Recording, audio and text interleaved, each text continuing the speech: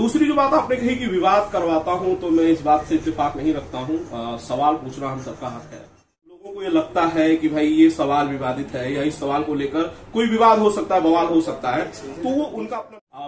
मैं गालियों से ज्यादा इन्हें कहूंगा कि जो बुरी तरह के कमेंट्स होते हैं उनसे तो दो चार होना होता है। देखिए, हर सिक्के के दो पहलू होते हैं, हेड टेल की तरह। एक बार ऐसा हो, आप अगर गालियां देते हैं तो उसे भी मैं आपका आशीर्वाद समझ लेता हूं। आप प्यार करते हैं तो भी आपका आशीर्वाद है। लाल यादव का आपने नाम लिया तो कहते हैं, मैंने इंटरव्यूज में पूछा तो उन्होंने कहा कि लोग दे रहे हैं ना, कुछ दे रहे हैं। तो जो प्यार से होता है, प्यार जो होता है वो पर्सनल हो सकता है। रिपोर्टर कैसे पर्सनल हो सकता है? रिपोर्टर तो भाई उसका काम है, अगर वो रिपोर्टर है तो वो।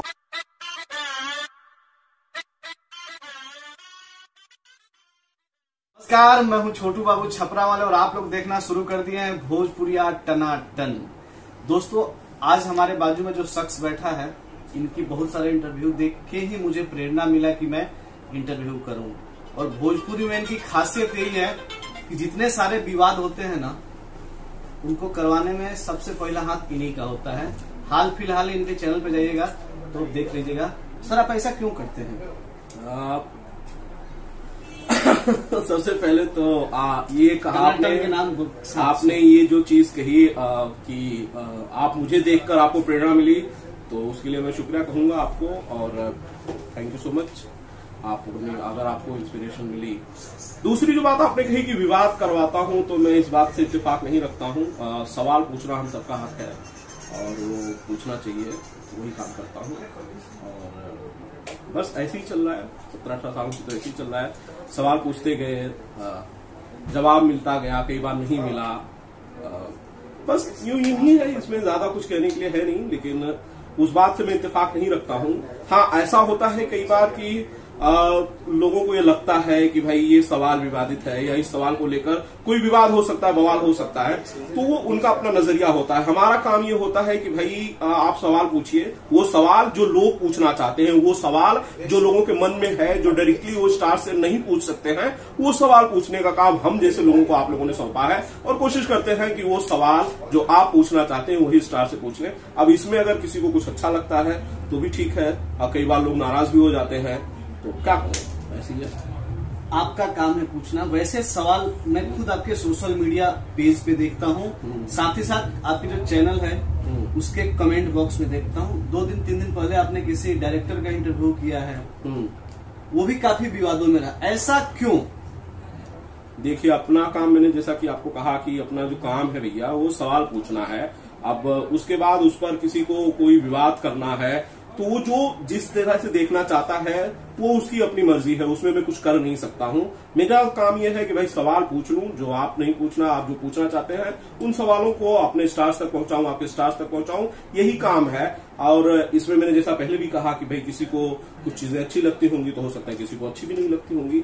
बाकी कोई इंटेंशनली जानबूझकर नहीं किया जाता है, और मैं नहीं समझता हूँ कि कोई भी ऐसा करता होगा। आपके ऊपर सबसे बड़ा एक आरोप लगता है कि आप खेसारी जी को ही सपोर्ट करते हैं। पवन जी का अगर आप इंटरव्यू किया, आपने इंटरव्यू डाला, तो जाहिर सी बात है हमारे भाई लोग जो अश्लील वाले गाली देते हैं उसको भी आप डट के सामना करते हो, डट के जवाब भी देते हैं। देखिए, जहां तक गालियों की बात है, जहां तक मैं गालियों से ज्यादा इन्हें कहूंगा कि जो बुरी तरह के कमेंट्स होते हैं उनसे तो दो चार होना होता है। देखिए, हर सिक्के के दो पहलू होते हैं, हेड टेल की तरह। एक बार ऐसा होता है कि एक पर्टिकुलर आदमी को वो चीज अच्छी लगती है, एक पर्टिकुलर आदमी को वो चीज शायद पसंद नहीं आती है। तो जो कमेंट्स का मामला है, ये सबको दो चार होना होता है। मुझे लगता है आपको होना होता है, मुझे होना होता है, या जो भी इस तरह से लोग हैं जो सामाजिक जीवन में हैं, उन सबको दो चार होना पड़ता है। हाँ, हम कोशिश ये करते हैं कि अपना काम ईमानदारी से करें। आप अगर गालियां देते हैं तो उसे भी मैं आपका आशीर्वाद समझ लेता हूं। आप प्यार करते हैं तो भी आपका आशीर्वाद है। और मुझे लगता है कि ये सब जितने लोग हैं इस तरह के प्लेटफॉर्म पर काम करने वाले, ये सबके साथ है।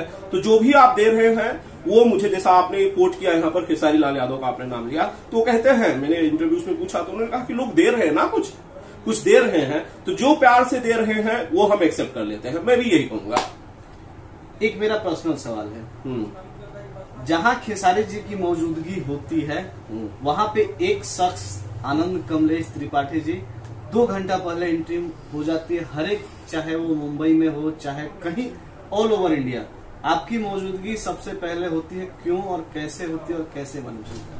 मैं इस बात में ये कहूंगा कि पिछले काफी टाइम से मेरा इंटरव्यू जो है वो हुआ नहीं खेसारी भाई के साथ। रही बात मौजूदगी की, तो हमारा जैसा कि हम सब आते हैं, काम है ये, तो जाना पड़ता है आपको काम। और जब ऑडियंस आपसे कहती है कि भैया एक इंटरव्यू करके लाइए, वो उनकी रिक्वायरमेंट होती है, वो उनका आदेश होता है। मैं इससे ज्यादा ये कहूंगा, ये उनका आदेश होता है और आपको वो सुनना होता है। रही बात मेरी, तो मैं काफी समय से 16-17 साल से जर्नलिज्म में हूँ, 2006 के बाद से, और बहुत अलग अलग प्लेटफॉर्म्स पे मैंने काम किए। अभी फिलहाल 6-7 साल से जिस तरह से डिजिटल में आया हूँ, इससे पहले वाली कंपनी और अब ये, तो मैंने देखा इन चीजों को कि भाई आपको अपने काम को करना होता है, और यही काम कर रहा हूं मैं। इससे ज्यादा मैं बहुत ज्यादा इस बारे में सोचता नहीं हूं। हाँ, मेरे संबंध जो है वो काफी स्टार्स के साथ काफी अच्छे हैं, बहुत बढ़िया है। वो लोग प्यार सम्मान देते हैं, मैं उन्हें प्यार सम्मान देता हूं, बस ये इतनी सी बात है। देखिए, सोशल मीडिया में मैंने आपका कमेंट कुछ ज्यादा ही ध्यान से पढ़ता हूँ। उनका कहना है कि आप खेसारी लाल यादव जी के पर्सनल बोलिए। रिपोर्टर पहली बात तो पर्सनल हो ही नहीं सकता है। पब्लिसिस्ट जो होता है, पीआर जो होता है, वो पर्सनल हो सकता है। रिपोर्टर कैसे पर्सनल हो सकता है? रिपोर्टर तो भाई उसका काम है, अगर वो रिपोर्टर है तो वो काम है उसका, वो खबरें देगा। और मुझे लगता है आप जब जाके चैनल पर देखते हैं, तो मैंने कहा भी देखते हैं, तो बहुत अलग अलग खबरें होती हैं। अब देर क्या है कि आजकल मैं बहुत ज्यादा कुछ खुद से कर नहीं पाता हूँ। मेरे पास रिसोर्सेज बड़ी लिमिटेड हैं, वन मैन आर्मी टाइप का आदमी हूँ मैं, तो जो मुझसे होता है वो करता हूँ। और मैं नहीं मानता हूँ कि कोई भी और जो किसी का पर्सनल होता है वो रिपोर्टर नहीं हो सकता है, मैं यही कहूंगा। आपने फर्स्ट टाइम खेसारी जी का इंटरव्यू कब किया था? ये मुझे याद है कि जहां तक मेरी मुलाकात, पहले मैं तो बताऊं, ये मुझे लगता है बहुत साल हो गए, शायद मुझे लगता है 9-10 साल तो हो गए होंगे।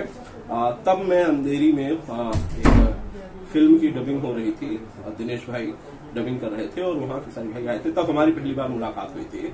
और ये करीब 10 साल पहले की बात है। और उस इंटरव्यू के दौरान उन्होंने, तब हालांकि मैं कहीं और हुआ करता था, किसी और कंपनी के लिए काम करता था, तो उस दौरान काफी सारी बातें की। मैंने उनके फौज वाले एक्सपीरियंस के बारे में पूछा और उनके पर्सनल लाइफ को लेकर बहुत सारे सवाल किए।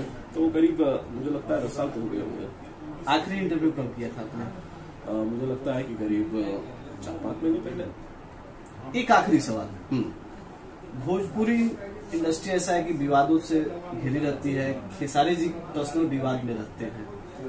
2 दिन पहले, 1 दिन पहले की घटना है, कोई बड़ा पीआरओ, भोजपुरी का जो पहले पीआरओ रह चुके थे, अभी प्रोड्यूसर, उन्होंने कहा है कि खेसारी लाल यादव जी की आशिकी बिहार में पूरे 1 हफ्ते भी नहीं चली है।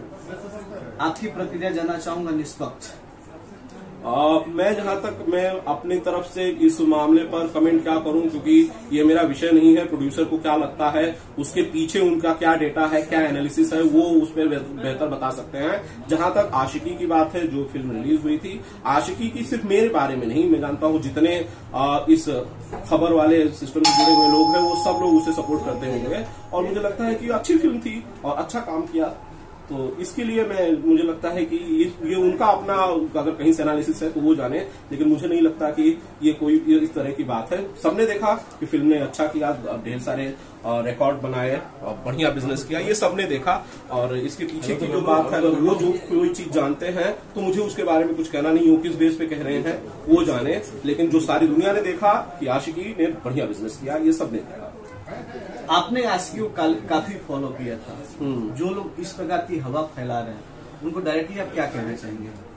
मैं क्या कहना चाहता हूं, और मैं होता भी कौन हूं किसी को कुछ कहने वाला। मैं सिर्फ यही कहना चाहता हूं कि भाई अगर कोई इस तरह से जानबूझ के कर रहा है तो प्लीज ऐसा मत कीजिए।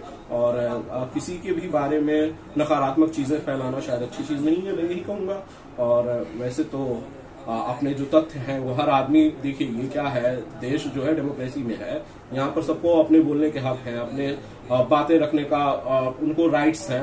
तो अगर वो लोग ऐसा रखना चाहते हैं तो ठीक है, लेकिन अब ये आपके ऊपर डिपेंड करता है कि आप किसकी बात को मानते हो, आप किस सिक्के की किस पहलू को आप देखते हो।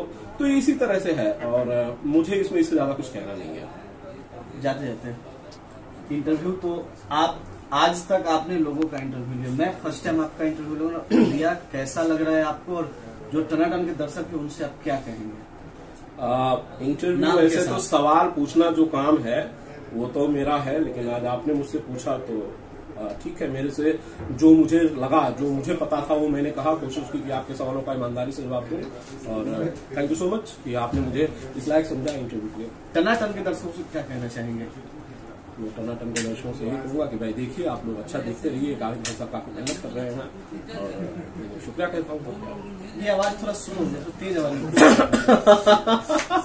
तेज आवाज में क्या कहूँ, मैं यही कहूंगा, ये कहलवाना चाहते हैं कि भैया भोजपुरी टनाटन देखिए, इसे सब्सक्राइब कीजिए, पसंद कीजिए। तो मैं ये कहना ही चाहूंगा, इनके साथ हूँ इंटरव्यू में और अच्छा काम कर रहे हैं। धन्यवाद सर, थैंक यू, बहुत बहुत शुक्रिया। अगर आपके जहन में कोई सवाल है तो आप बेफिक्र होकर मेरे चैनल पे डालें, इनके सोशल मीडिया पेज पे डालें, कहीं भी डालें।